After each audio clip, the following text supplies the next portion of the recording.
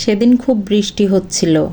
কাছে ছাতা ছিল না বলে একটা দোকানের চালার নিচে দাঁড়িয়েছি। আমার মতো আরও দুজন ছিল সেখানে। একজন খুব হাসি মুখ নিয়ে ফোনে কথা বলছে, আরেকজন মুখ গোমড়া করে দাঁড়িয়ে আছে আর বৃষ্টি দেখছে। কপালে চিন্তার ছাপ, হাতে একটা ব্যাগ। বারবার উঁকি মেরে দেখছে বৃষ্টি কমেছে কিনা। 10 মিনিট ধরে লোকটা একই রকম করছে।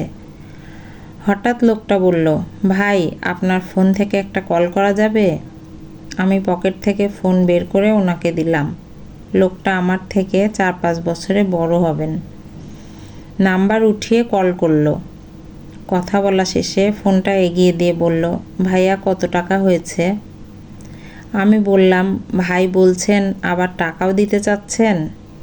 উনি মনে হয় এবার একটু লজ্জা পেলেন। একটু কাছে এসে বললেন, একটু কথা বলা যাবে, শুনবেন?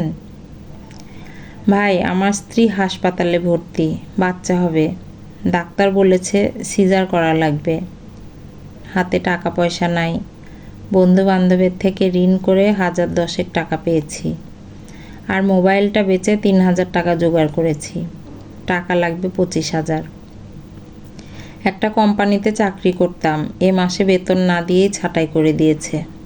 টাকা কোথায় পাবো বুঝতে পারছি না। হাসপাতালেই যাচ্ছিলাম, বৃষ্টিতে আটকা পড়ে গেলাম।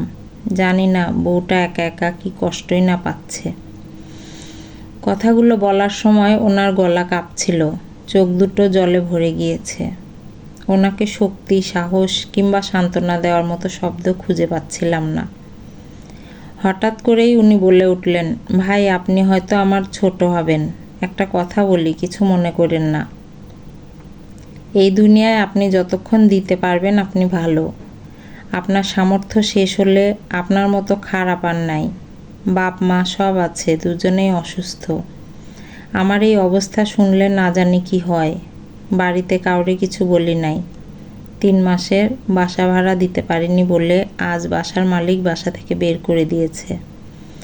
আপনার ফোন থেকে আব্বাকে কল দিলাম, বলল তাদের ওষুধ শেষ, আজকেই ওষুধ লাগবে।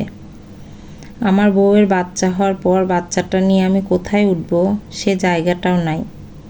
আমি বুঝতেছি না আমার কি করা উচিত। মন চাইতেছে গলায় ফাঁস দেই, কিন্তু তাতে আর কি হবে বলেন? আমি না হয় মরে গিয়ে এই জ্বালা থেকে বাঁচলাম, কিন্তু যারা বেঁচে আছে, আমার যে বাচ্চাটা আসবে, ওর কি হবে? ওদের তো কেউ থাকলো না।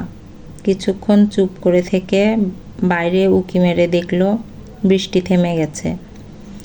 লোকটা ঠোঁটে মিথ্যে হাসি এনে বলল, ভাই কথাগুলো বুকের মধ্যে ফুটতেছিল, বলার মতো কাউরে পাইনি। আপনাকে বলে বুকটা হালকা লাগছে। বৃষ্টি থেমে গেছে, যাই, দোয়া করেন ভাই। এটা বলে উনি চলে গেলেন। আমি শুধু চুপ করে ওনার চলে যাওয়া দেখছিলাম, কিছু বলতে পারিনি। এর মধ্যে ফোনে কথা বলা লোকটার দিকে তাকিয়ে দেখলাম উনি এখনও কথা বলে যাচ্ছেন। এতক্ষণ ধরে যেন এখানে শুধু বৃষ্টিই হচ্ছিল।